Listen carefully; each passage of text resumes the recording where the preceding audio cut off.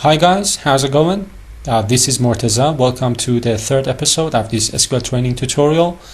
In this episode, I have decided to talk about distinct. Before we get started, I just want to talk about this, feature, this history feature of the extension which we installed. As I already told you, this part can help you get back to the queries you have already created. So this is the last query that we ran in the last video. Select star from customers. If I want to run this, I can right click and say run query, and then I need to press this and select my profile, connection profile, and it will run my query. Of course, I can open the query, I can delete it. So this is a very nice handy feature which you can use in order to get back to the queries that you have already run. And of course, you can right click here and clear all the query history. I have decided to save the queries that we are going to run in order to help you to kind of work with them and change them and see how they work. Anyway, let's get to distinct. I'm going to zoom in a little bit so you guys can see better. We already talked about the fact that we can select all the columns from our table using this asterisk, right? So when I say select star from customers, it means get me all the fields of all the records, because we have not put in any filtering on the records either. But suppose I just want to get the countries, right? So all I need to do is to just select country, right? And then run this, and I get the countries, right? Germany, Mexico, UK, Sweden, Germany, and so on. And as you guys can see here, we've got some duplicate values. For example, we've got Mexico a couple of times, right? Here, for example, and probably all the way down, we have probably Mexico here.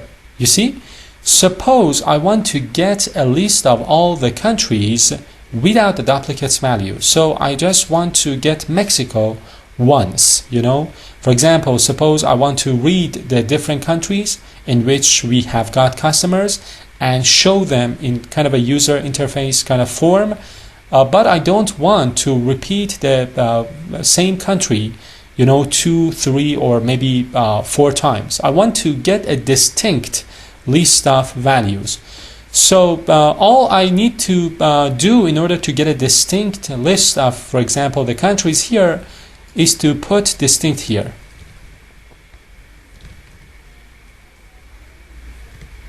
Select distinct country from sample DB, DBO customers. And as I told you, it is preferred to use uppercase letters when it comes to writing your queries.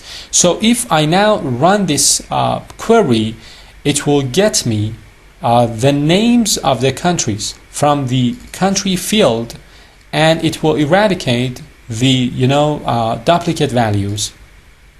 So if I run this, yes, here I get the list of values: Argentina, Austria, Belgium, Brazil, Canada, Denmark, and so on, without any duplicate values. So distinct is used when you want to kind of remove the duplicate values and just get back the values, the unique values in the output.